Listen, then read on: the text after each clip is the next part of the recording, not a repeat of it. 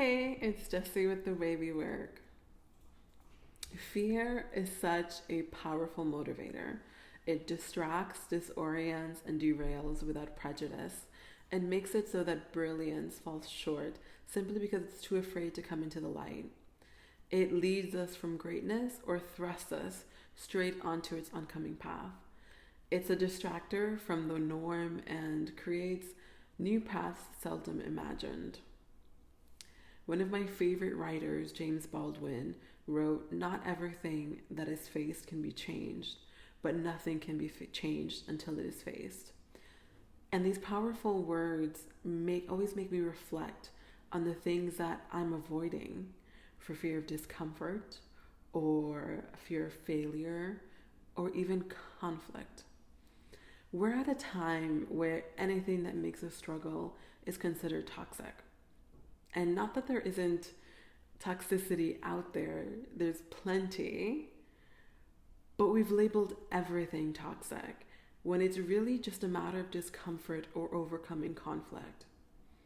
It has now become more shameful to stay and resolve the issues than it does to leave the situation, whether personally or professionally. And that's not to say that I have it all figured out. I don't. I'm definitely a work in progress, but I am better at understanding where my challenges lie and doing more to overcome those challenges. I also really love that song from Frozen 2, the Olaf song, When I'm Older, because I think that when I was younger, that's how I felt about life. There were just too many things I didn't know yet, and the adults around me seemed to know things that I didn't. So by the transitive property, I thought that I will know things when I'm older too. Maybe I will have things but put together and planned and be doing the most, right? My childhood dreams floated between being an anthropologist like Indiana Jones or Tomb Raider until Angelina Jolie came and ruined it all for me. Or an international CEO jet setting around the world, trying to make the world an amazing place. I'm still working on the latter. But I made the ill assumption that I would know how to figure things all out just by being older.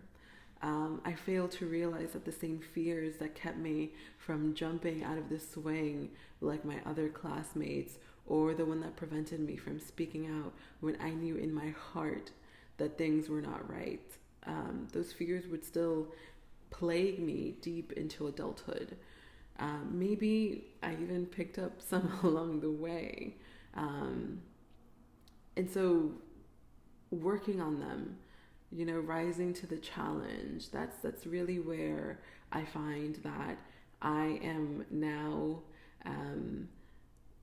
I would consider that's the reality of being an adult, is rather than running away from things or running away from conflict, trying to sit down and figure out, is this actually toxic, or is this something that can be resolved, that we can come to an agreement upon? And one of the things that I hate, is when people talk about imposter syndrome, especially with women. One, because it's not a syndrome, it's not a medical condition that needs to be treated, it's a state of mind that needs to be overcome. And it affects everyone, man, woman, child, unequally. And so fear and anxiety over not being sure of one's abilities is one of the myriad decisions our brain processes. Unfortunately, because of the world that we live in, with so much access to information, we've trained our brains to compare ourselves to others instead of ourselves. We all know that there is no worse critic than our inner thoughts. And when we hear that one thing that can break us, we forget how far we've come. I once met a pastor in Vegas who told me, "Your normal is someone else's miracle." It's something that has stayed with me for a long time, and I constantly need to remind myself of it because of all the things that I've done in my life. And it's not to get derailed. It's not to get, when things don't go your way, when things don't go exactly as you pictured it. Don't necessarily look at, oh, I failed in achieving this thing, but look how far I've come.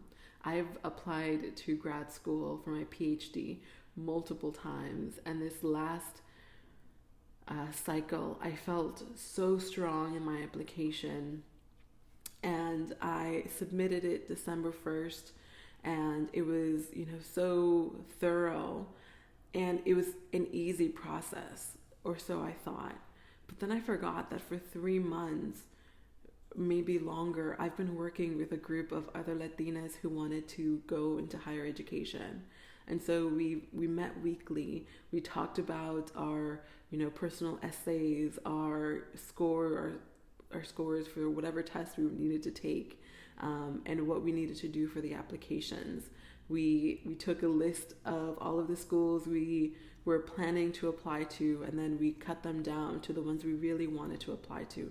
All of that time and effort was made easier by doing it in community.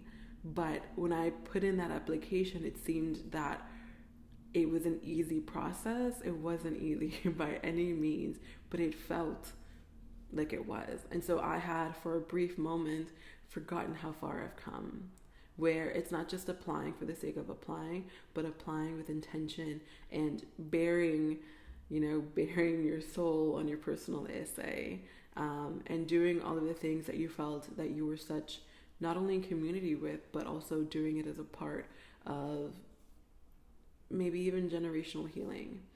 I did not get in. However, I am planning on trying again.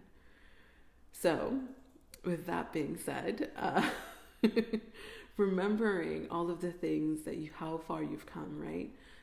I went to university, I got an advanced degree, I lived abroad, I'm married, and have a beautiful daughter, which are both beautiful, but also very emotionally draining undertakings. I continue to have a roof over my head, air in my lungs. I'm relatively healthy and hope to do better, right? So in this month of thanks, as we head into the holiday season, what are the miracles, big and small, that you're thankful for in your life? So if you want to share them with this community, please do so. I would love to hear what some of your miracles are. And so, speaking of challenges in life, I have decided to participate in NaNoWriMo, which is an online community, a global community of writers. And my goal for this month is to write 3,000 words a day in order to, by the end of the month, have completed a novel. I'm working on a story on La Ciguapa, so if you know what that is, I would love to hear your thoughts on what that kind of story might, present itself as. I'm still working on the plot. So if no one has told you yet today, you are bold, you are wonderful, and you are forced to be reckoned with. Until next time.